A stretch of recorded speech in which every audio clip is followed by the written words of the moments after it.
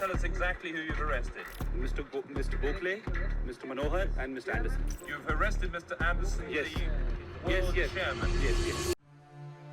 It's December 3rd, 1984, midnight, Bhopal Junction, India. The stage is set for a disaster that would shake the world.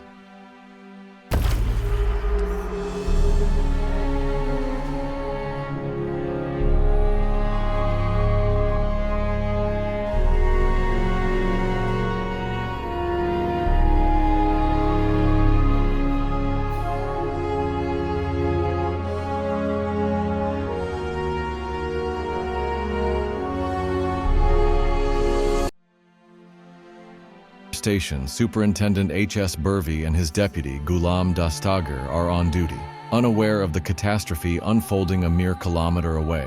At the nearby Union Carbide factory, 50,000 pounds of poisonous gas, MIC, hydrogen cyanide and phosgene, begin to leak into the atmosphere. The city of Bhopal is about to be engulfed. Around 1 a.m., Dastagar begins to feel a sharp burning sensation in his eyes, followed by a sore throat. Alarmed, he searches for Burvey. He finds Burvey on the ground, lifeless. It's too late. The gas has already claimed its first victim. Dastagar realizes the truth. Bhopal is under attack. With no time to waste, Dastagar takes charge. The Gorakhpur-Bombay Express is scheduled to stay for 20 minutes.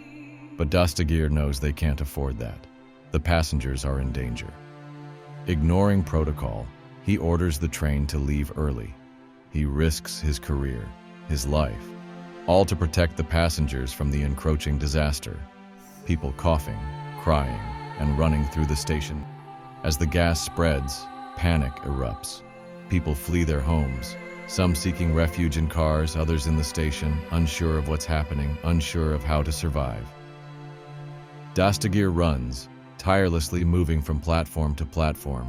He makes frantic calls for help and soon ambulances and paramedics arrive, but the situation is spiraling out of control. The first patient arrives with eye irritation.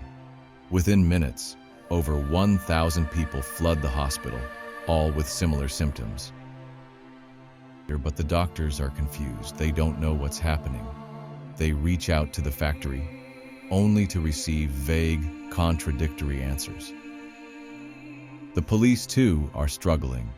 Swaraj Puri, the superintendent of police, calls the factory, but the responses are the same. Assurances that nothing is wrong. It's all a lie. Back at the station, Dastagar refuses to leave. Even though his own family, just 3 kilometers away from the factory, is in danger, he stays, fighting for the lives of everyone he can. His colleague, Manzoor Ahmed Khan, arrives with his family. Witnessing Dastagar's selfless dedication, he sees the true nature of the man, an unsung hero. While Dastagar fights at the station, doctors at the hospital try everything to save lives. Antibiotics, steroids, eye drops, but nothing works. Then, the revelation. Carbide's medical director suggests a potential antidote, sodium thiosulfate, if cyanide poisoning is suspected.